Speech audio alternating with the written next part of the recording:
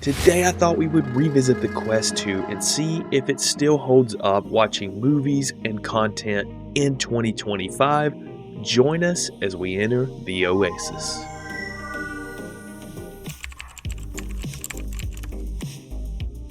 I thought we'd start off in the living room setting, watching on the big screen app. This is the new Mission Impossible Dead Reckoning trailer, and I have to say it looks phenomenal in VR. I mean, this is literally what I am looking at right here. And of course, to the left of me, that would be my desktop screen, so I just have that off to the side. But I'm actually watching this trailer in this virtual reality living room as I'm sitting in my gaming recliner chair. You see, we can go into the environment mode and we can change our scenery. Literally, we can go and find another place to go watch a movie. I picked a modern cinema, just like that. Boom, we are in this room, and then all I have to do is mash play once again on our trailer.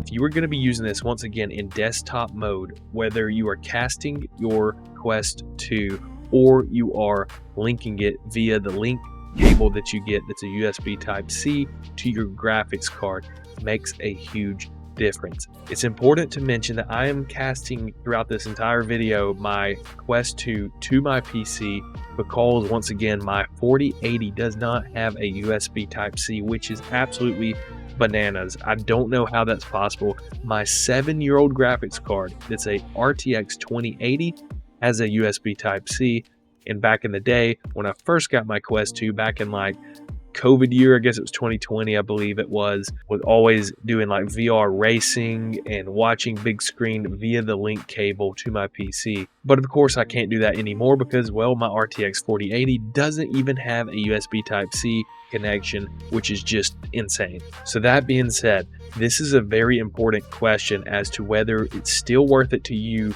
to get a Quest 2 or even a Quest 3, though I haven't tested out a Quest 3, so I can't speak on that. So specifically the Quest 2, is it still worth it if you're going to use it in desktop mode on your PC? We're not going in on just the normal games that you can get on the Quest 2. This video today is literally about, is it still worth it if you want to use it just to watch movies and connect it to your PC, use it in desktop mode with your mouse and keyboard, and you're only going to use it via casting? I gotta say, the overall experience is not that great, and in my opinion, it wouldn't be worth it. But again, if you do have the link cable or you can link it via USB Type-C to your graphics card on your PC, then oh my goodness, it's amazing.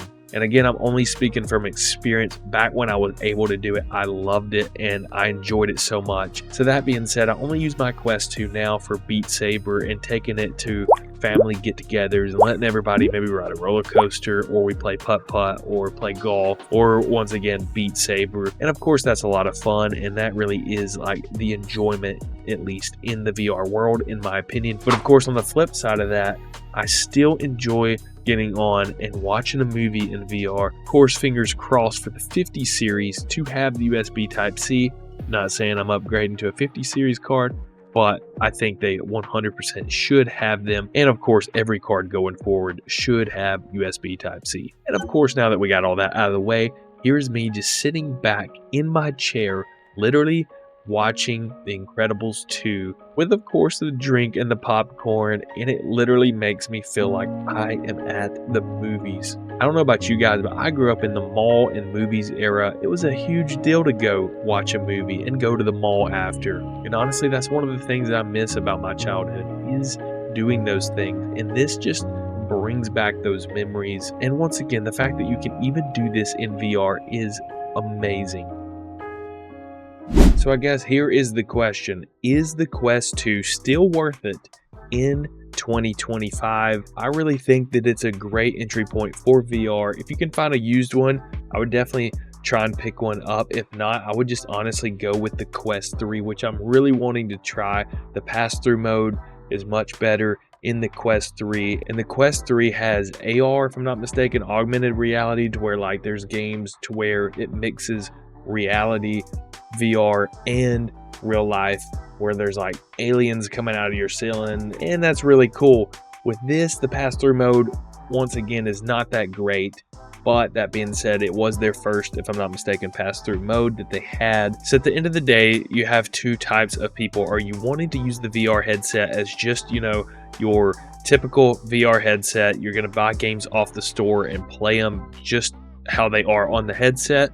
Or are you going to do like what I was doing, where you want to connect it to like big screen, watch movies, connect it to your PC, use it as your desktop mixed VR reality to where you are literally using your own keyboard? I think the movies and YouTube and things like that are fine for casting. And in general, if you have the YouTube app on the VR headset, then you don't even have to cast it. You can just go straight into the YouTube app, which is very nice. Not even the Apple Pro Vision could do that, which is insane. I really do still enjoy these controllers. I think on the Meta Quest 3, it doesn't have the ring anymore, so it's just pretty much the same controller, if I'm not mistaken, but without this ring. This is the link cable, and so I will say this: if you can, at all cost, use the link cable for your Quest 2 onto your PC. If you have the cord and you're able to link it to your PC, then it's straight through gameplay from your PC to the VR headset, and that Fortnite is actually playable. Fall Guys, any of those games are actually playable, and it's actually an enjoyable experience. Again, you might, you know, on a multiplayer PvP game experience some lag, but for sure campaign games, single player games, platformer games would actually be a lot of fun from your Quest 2 via link to your PC. The desktop mode via casting, it's just horrible, guys. I mean, there's no other way to put it. It's so blurry, it's really unusable. But that being said, if you have a graphics card that has USB Type-C and you can link it via to your Quest 2, then it should work really good. So is the Quest 2 worth it in 2025? My question to you would be, if you're using it for the PC version, you know, the desktop version slash going to be watching movies on it and using it for desktop mode, if you cannot connect it to your PC via USB Type-C, then I think if you're going to cast it, I'm going to say no, if that is the reason you're getting it. If you're going to also just play Beat Saber on your own and all the games that you can get on there, Putt-Putt and Golf and VR and Boxing and Rec Room, all those games, then I think yes, get it. But on the flip side, once again, if you have a graphics card that can utilize the USB Type-C, then absolutely. This was my review on the Quest 2 in 2025. I still enjoy playing Beat Saber and the games on it. Let me know what you guys think down in the comments below. Are you still rocking a Quest 2? Or if you have a Quest 3, let me know what you guys think of that. Again, I would like to try that out as well. And who knows, I might upgrade to the Quest 3 soon. But hey, if you're new, consider subscribing to the channel. Like today's video if you enjoyed it. Share this with a friend or two, of course. And we will catch you guys in the next video. Bye, guys.